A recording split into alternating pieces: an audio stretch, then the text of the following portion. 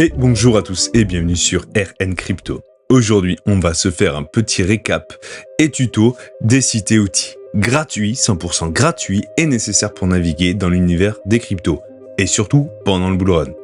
Donc on va faire un tour de tout ce que tu dois connaître pour évoluer seul et peaufiner ta stratégie. Je te donnerai les sites et leurs liens dans la description et te ferai un tour d'horizon, voire un petit tuto pour t'expliquer tout ça. Avant tout, je vous propose déjà les bases avec un Google Sheet qu'un super YouTuber a partagé. Il vous permet de suivre toutes vos cryptos en temps réel, suivant les plateformes et exchanges. Analysez vos risques et vos répartitions. Je mets en lien la vidéo du gars qui propose ça. Il a vraiment bien bossé, c'est très propre. Une fois que ça c'est fait, déjà, on a un visuel plus clair et plus précis sur nos investissements, en un coup d'œil. Autre petite astuce rapide et vraiment utile, même au-delà des cryptos, c'est thumpmail.org. Lui, tu le mets dans tes favoris directs. Non, sérieux, c'est un générateur de mails jetables. Et donc pour tous les sites un peu bizarres ou à la con, tu peux l'utiliser pour te créer ton compte sans te faire spammer derrière. Vraiment top. Ceci étant dit, passons à notre premier site, CoinMarketCap. Donc là, on est sur un site classique de chez classique que tout le monde connaît, j'imagine. Deux gros sites référencent le prix en direct. On a CoinGecko et CoinMarketCap, qu'on appellera CMC. Moi, perso, j'évolue surtout sur CMC, par choix, mais j'aime bien croiser les infos entre plusieurs sources quand même. Donc, on a quasiment toutes les cryptos qui existent, que l'on pourra classer par capitalisation ou autre si on veut. On pourra naviguer suivant les narratives, les écosystèmes et toutes les tendances du moment. Le tableau de bord est assez bien fait, on pourra voir toutes les métriques importantes, le Fear and Greed, qui est un indicateur de la peur sur le marché, est donc souvent très pertinent. Pour ma part, j'achète souvent dans la peur extrême pour vendre quand on est bien dans le vert et que tout le monde est beaucoup trop euphorique. Il y a aussi la dominance du Bitcoin, nous indiquant une potentielle alt season. On a d'ailleurs l'indice selon CMC de l'alt season, nous donnant une note sur 100 pour se positionner. Je vais pas tout vous montrer ici, c'est pas le but, mais surtout faire un survol de ce qui est possible de faire. Tant que j'y pense, assurez-vous de bien être en dollars d'ailleurs sur le site, juste ici. Sinon vous allez vous mélanger partout et toutes vos infos seront fausses. Donc on va voir les deux choses importantes ici, la liste de suivi et le portfolio. Le portfolio c'est un peu comme ce qu'on a dit au début, où vous pouvez rentrer toutes vos cryptos et les suivre en direct. C'est pas mal, pour l'exemple, je vous ai rentré 2 ou 3 cryptos, vous avez un visuel assez clair sur vos positions. Perso, moi, je préfère utiliser le Google Sheet, car j'ai plus de marge de manœuvre et je peux vraiment faire mes propres lignes avec mes formules, mes calculs de target, de prix, tout ça. En tout cas, l'autre onglet très utile est la liste de suivi. Depuis cette interface, on peut donc créer une ou plusieurs listes de cryptos suivant vos critères. J'ai par exemple une liste avec toutes les cryptos que j'ai en portefeuille et une liste des cryptos que je suis de près pour un potentiel investissement. Depuis la liste de suivi, vous pouvez ajuster les données que vous trouvez utiles. J'ai par exemple dans l'ordre le prix actuel, la TH, les variations sur une heure, un jour, un mois et une année. On a ensuite les volumes sur 24 heures et une petite charte pour avoir un visuel sur les mouvements sur le mois en cours. En rentrant plus en détail sur les fiches techniques de chaque crypto, on a toutes les infos les plus importantes, comme son prix, les volumes échangés sur 24 heures, la FDV, qui représente la market cap diluée, c'est-à-dire ce que vaudra la capitalisation totale une fois que tous les tokens seront libérés et disponibles. On a le ratio volume market cap qui peut nous donner des infos sur l'activité et les échanges sur cette crypto. On a l'offre totale, ici 10 milliards de tokens, et l'offre en circulation actuelle, ici 1,38 milliard. On peut pousser un peu plus loin sur l'étude des tokenomics en descendant un peu, avec la répartition initiale, l'état et le programme de déverrouillage. On a accès à toutes les plateformes, CEX et DEX, qui proposent la vente et l'achat du Hondo. Et évidemment, une charte pour avoir une analyse globale du passé du token. Avec une échelle de temps variable, voilà, en heures, en jours, en semaines, etc. Et la possibilité de voir la charte du market cap également, ce qui peut être vraiment pertinent en associant ça avec la libération. On peut voir vraiment les différences de market cap sur les mois et les jours. La fonction log, pour logarithmique, peut être très utile également. Mais surtout sur les cryptos avec de l'ancienneté et une grosse variation de prix.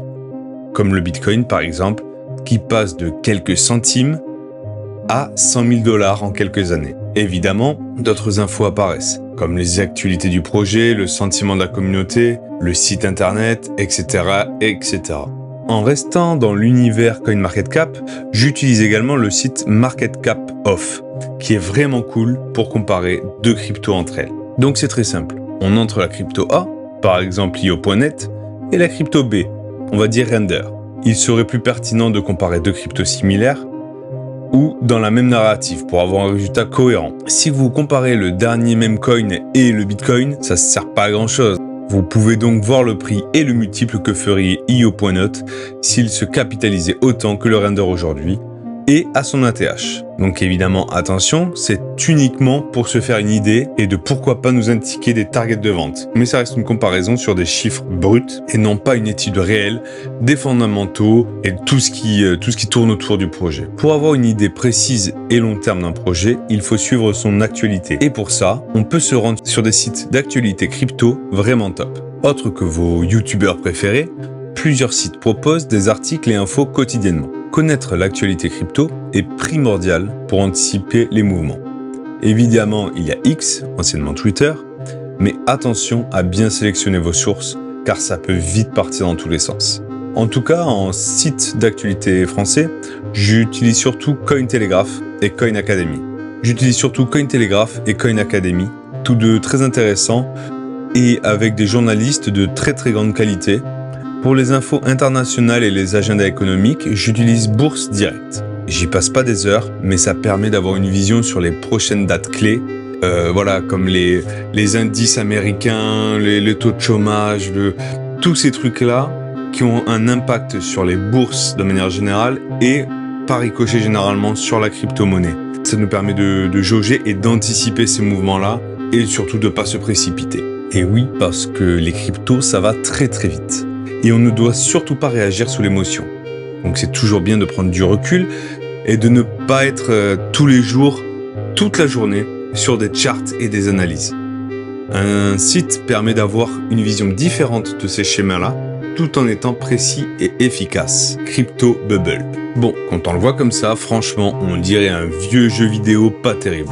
Surtout quand on n'a que des têtes de chiens et de grenouilles, ça fait un peu cheap. Mais ce site permet d'avoir une vision sur les variations de prix des cryptos en un coup d'œil.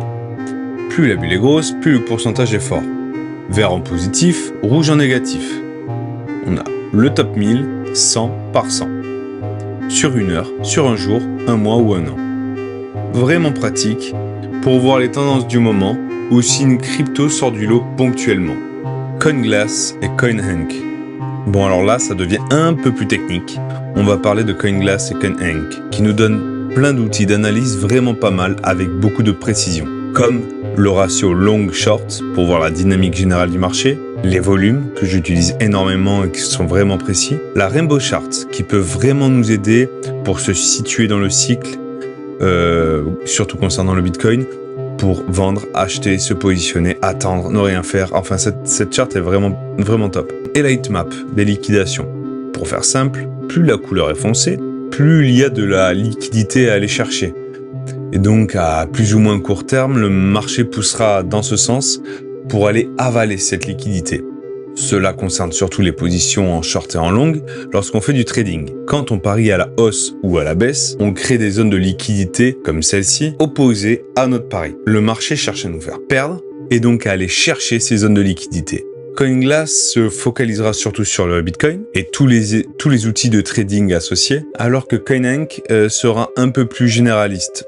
On peut notamment voir la heatmap sur ETH, Sol, BNB, etc. Beaucoup d'outils sont disponibles, mais sont destinés à un usage quasi professionnel.